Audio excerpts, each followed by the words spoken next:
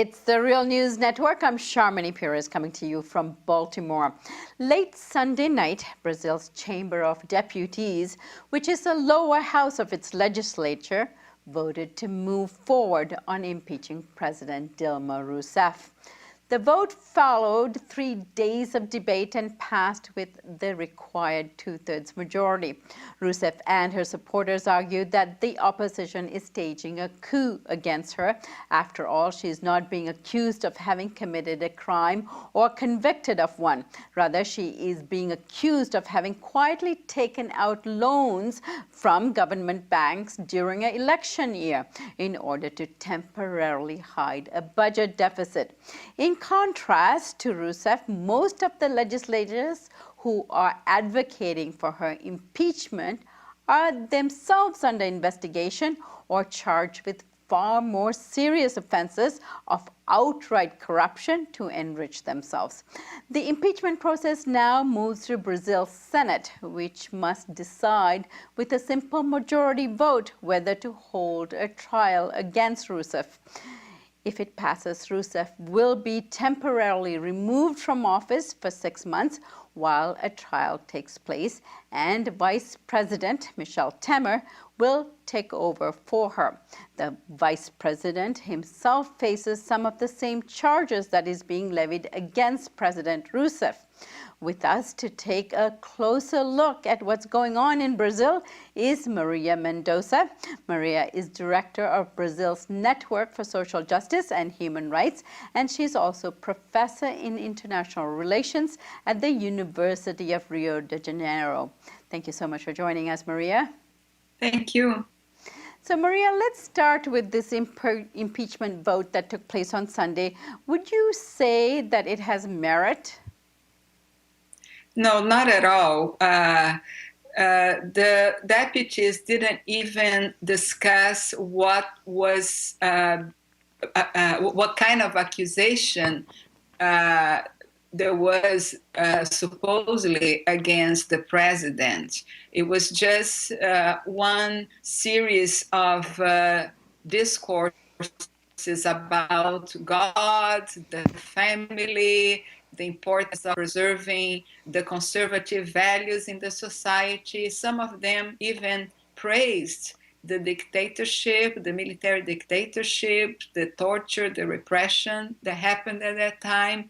So it was kind of a horror show that we watched over and over, this surreal debate that didn't even touch the issue of supposedly Dilma have been done anything wrong. So it's clear that for us that now, especially after we watched the debate, that there was no accusation against her. It's actually a political trial, a way to subvert the votes, the elections that took place in Brazil just in October of last year. Maria, now you are working with a number of progressive social movements in Brazil. What are the sentiments there? How are they feeling? What are the levels of organization and support for the PT government, if there is any?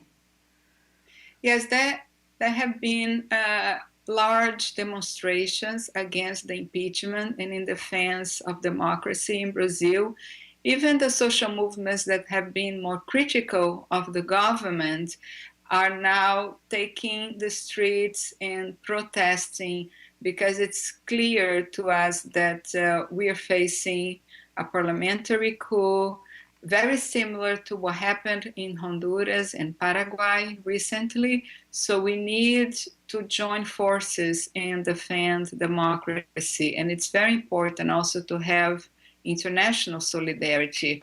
One of the main leaders of the opposition right now, who is pressuring for the impeachment, is visiting Washington, D.C. today, and is trying to lobby the U.S. Congress in support of the impeachment in Brazil.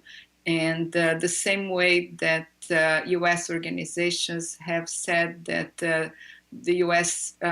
government did not criticize the coup in Honduras and could also have had a role in that. I think it would be very important for the US audience to pressure their representatives to criticize the impeachment process in Brazil the same way as other international organizations, as the OAS have done. The UN, the Organization of American States, UNASUR, several multilateral organizations have criticized the impeachment process in Brazil, and we expect that the US government would play a positive role in this case. Especially in light of the fact that they've had very good relationship with both Dilma Rousseff and Lula government and the Brazilian government led by the PT altogether. Now, when you look at mainstream media in the United States, I was just reading a Bloomberg article, it's almost as if they've already moved on and is now looking at the potential replacement and what the investment portfolio and favorability as far as business interests are concerned with the vice president. Now, do you consider this a done deal, or do you think there is lots of space here as the impeachment process moves into Senate and higher levels of decision making?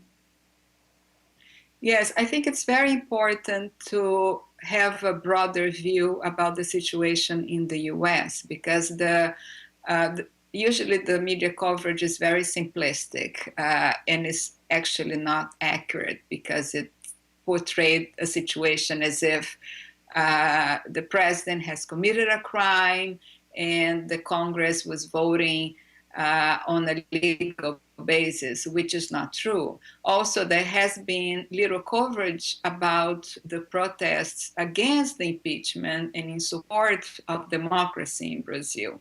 So I think that giving visibility to the real issues and pressure the US government to play a positive role in defending democracy in Brazil is very important. And one thing that's becoming clear, and New York Times, to be fair, had done a pretty good job at describing the magnitude of the problem in not only with the PT, but with the ruling process altogether, and the number of people who are involved in the charges and investigations that are underway.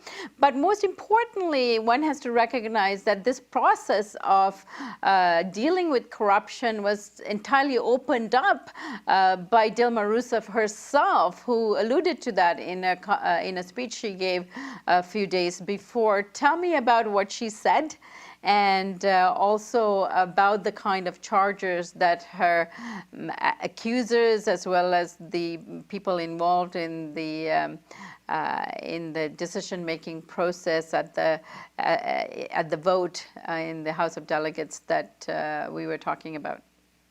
Yes, the leader of the opposition in the House is being accused of corruption, and actually the Swiss government has released accounts that he had hidden in Switzerland with over $5 million.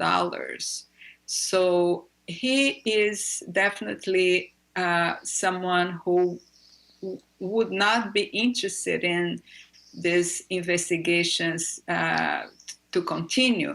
Maria, what is holding up their case, those who are driving to have Dilma Rousseff impeached?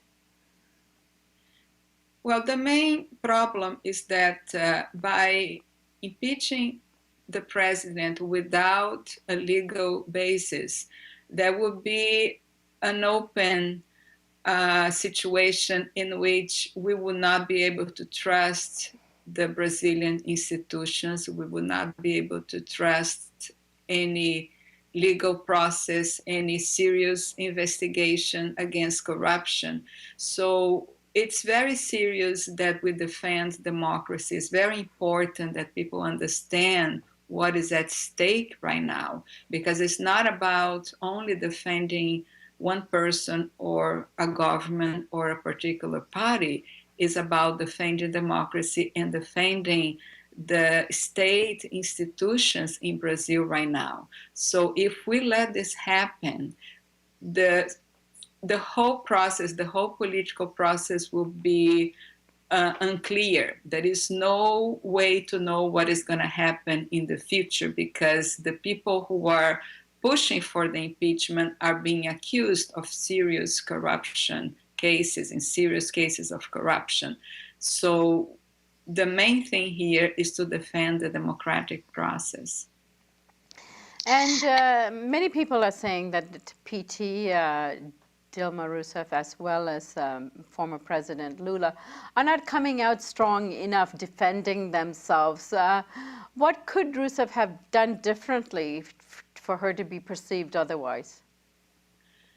Well, she recorded a very good speech just a few days ago, but one of the main problems is that the mainstream media in Brazil, all the major networks and newspapers are against the government and they're pushing very openly for the impeachment. There has been huge propaganda pieces, paid pieces by the industrial elites in Brazil defending the impeachment. So there is very little space in the Brazilian media to voice a different type of opinion.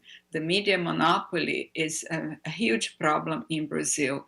So perhaps if the government had taken stronger measures in the past to democratize the media, to support the demands of social movements, maybe the situation would be different right now. All right, Maria Mendonça, I thank you so much for joining us today. And we'll be following this issue, as I'm sure you will be, and hope to have you back again. Thanks a lot. Okay, thank you very much. And thank you for joining us on the Real News Network.